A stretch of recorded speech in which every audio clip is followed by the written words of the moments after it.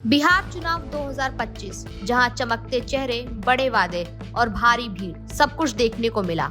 लेकिन विनर बना कौन? जिसके पास था जनता का भरोसा और जिसने बयानबाजी से खुद को मुश्किल में नहीं डाला। इसी बयानबाजी ने भोजपुरी स्टार खेसारी लाल यादव को चुनावी मैदान में बड़ा झटका दे दिया है। छपरा सीट पर आरजेडी के उम्मीदवार खेसारी लाल यादव को बीजेपी की छोटी कुमारी ने 7,600 वोटों से हरा दिया। कारण कई थे। ग्राउंड नेटवर्क कमजोर, सीट का सामाजिक समीकरण बीजेपी के पक्ष में, स्टारडम का वोट में ना बदल पाना, लेकिन सबसे बड़ा कारण खेसारी के विवादित बयान, जिसने उनके पूरे प्रचार अभियान को डगमगा दिया।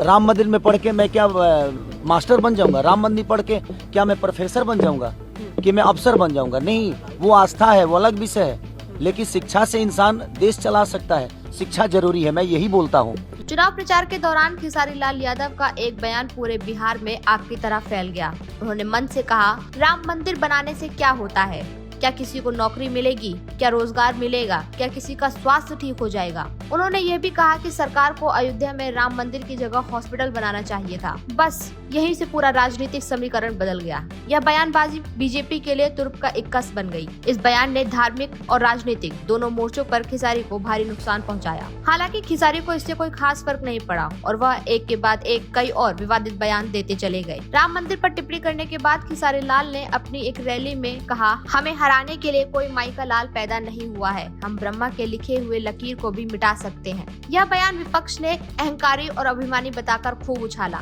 जनता में यह मैसेज गया कि खेसारी राजनीति में उतरे तो विनम्रता कम, गुस्सा ज्यादा लेकर आए। हमें हराने के लिए कोई माई का लाल पैदा नहीं हुआ है। हम ब्रह्मा के लिखे हुए लकीर को भी मिटा सकते हैं। आपको बता दें, ये खेसारी लाल यादव बिहार में छपरा सीट से चुनाव लड़ रहे थे। वही छपरा जहां पर जातीय समीकरण अगड़ा बाहुल्य है। इस क्षेत्र में राजपूत, बनिया जैसी जातियों का दबदबा देखने को मिलता है। इनकी संख्या इस क्षेत्र में काफी ज्यादा है। ऐसे में खेसारी के राम मंदिर वाले बयान ने प्रमुख वोटरों को नाराज कर दिया, जिसका खामियाजा उन्हें चुनाव में भुगतना पड़ा। चुनाव प्रचार के दौरान खेसारी ने केवल सत्ताधारी पार्टी को निशाने पर नहीं लिया, बल्कि उन्होंने भोजपुरी सिनेमा के बड़े कलाकार, भारतीय जनता पार्टी के नेता पवन सिंह निरहुआ और रवि किशन पर भी कड़ी प्रतिक्रिया दी। खेसारी ने भोजपुरी फिल्मों की अश्लीलता को लेकर भी हमला बोला और कहा, अगर मैं अश्लील हूँ तो पवन सिंह निरहुआ, रवि किशन क्या आसाराम है? उन्होंने रवि किशन के एक पुराने बयान को याद दिलाते हुए कहा कि ये लोग जिंदा रहते कुछ नहीं कर सकते हैं या आपके मरने का इंतजार कर रहे हैं। उन्होंने कहा था कि वो भोजपुरी इंडस्ट्री के चारों सितारों पवन सिंह, मनोज तिवारी, रवि किशन और दिनेश लाल यादव निरहुआ को पागल कर देंगे, जो कि चारों सितारे एनडीए के प्रचारक हैं। मैं आप सबको बता दूं ना कि एनडीए के सारे नेताओं को मैं 4 दिन के अंदर पागल घोषित कर दूंगा। इनका भाषा नहीं देख रहे हैं, रेत उकार पे आ गए हैं खेसारी को बोलने के लिए। मैं इनको रेत उकार नहीं करूंगा, क्योंकि मैं संस्कारिक बेटा हूँ और संस्कारिक माँ बाप का बेटा हूँ, तो मेरे अंदर कभी सलीलता ऐसी नहीं होगी। अब पता नहीं, उन्हीं से पूछिएगा कि उनको कितना ठगा हूँ मैं। सगा वो पूरे बिहार को ठगे हैं वो लोग, और मैं आज बात कर रहा हूं तो उनको बुरा लग रहा है, बट ठीक है। मैं रोजी रोजगार की बात कर रहा हूं, वो धर्म की बातें कर रहे हैं। मैं धर्म विरोधी कभी ना था, ना हूं, ना कभी रहूंगा। मैं जय श्री राम अभी बोल रहा हूं, जय श्री राम। इस बयान ने राजनीतिक माहौल में फिल्मी आग भर दी। भोजपुरी के 3 बड़े नाम एक साथ उनके खिलाफ खड़े हो गए। चुनावी रैलियों और प्रचार के दौरान दोनों ओर से हुए जुबानी हमले में राजनीतिक मंच पर स्टार वार छेड़ दिया। खेसारी लाल यादव ने पवन सिंह पर हमला करते हुए कहा कि वह रोजी रोजगार की बात कर रहे हैं, जबकि पवन सिंह धर्म के नाम पर वोट मांग रहे हैं। यह लड़ाई व्यक्तिगत जीवन तक भी पहुंच गई, जिसमें खेसारी ने पवन सिंह की वैवाहिक स्थिति पर टिप्पणी की, जिसके जवाब में पवन सिंह ने भी उन पर आरोप लगाए। पवन सिंह ने पलटवार करते हुए खेसारी लाल को पागल कहा और कहा कि वह नीचता पर नहीं उतर सकते। अब जनता फैसला करेगी किसका स्वभाव सही है। आप लोग, मैं तो चाहता हूँ कि नहीं है बोलूं, लेकिन तुम लोग यही खातिर लगा देता रहा माइक कि हाँ मैं कुछ जवाब दूं।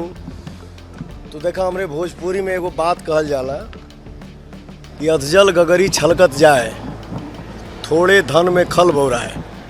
वही उनका हाल है। वो कब क्या बोलेंगे, कब क्या करेंगे, इसका कोई गारंटी नहीं है, ठीक है ना। कभी तो हम तो एगो और चीज़ देखनी है आज, वो कब वो बीबी के बहन बना ली हैं, कब वो बहन के बीबी बना ली हैं, इसका कोई गारंटी नहीं है। हम तो यह कहब कि उनकर बात और घोड़ा के पाद में ज्यादा फर्क नहीं है। वहीं रवि किशन ने जवाब दिया कि बिहार जंगलराज नहीं चाहता। खेसारी के बयान महागठबंधन की सोच दिखाते हैं। इन सब के बीच निरहुआ ने सबसे तीखा वार किया। उन्होंने खेसारी द्वारा राम मंदिर पर दिए गए बयान का विरोध करते हुए कहा, खेसारी यादव नहीं, यदुमुल्ला है, समाज को गुमराह मत करें। रवि किशन पर व्यक्तिगत टिप्पणी, पवन सिंह पर निजी आरोप और इंडस्ट्री के 4 बड़े स्टार को पागल बनाने वाला बयान। इसने फिल्मी दुनिया से लेकर राजनीतिक मंच तक खेसारी के खिलाफ एक वॉर छेड़ दी। ये लाइन सोशल मीडिया पर तूफान की तरह फैल गई। इन विवादों ने खेसारी की छवि पर गहरा प्रभाव डाला।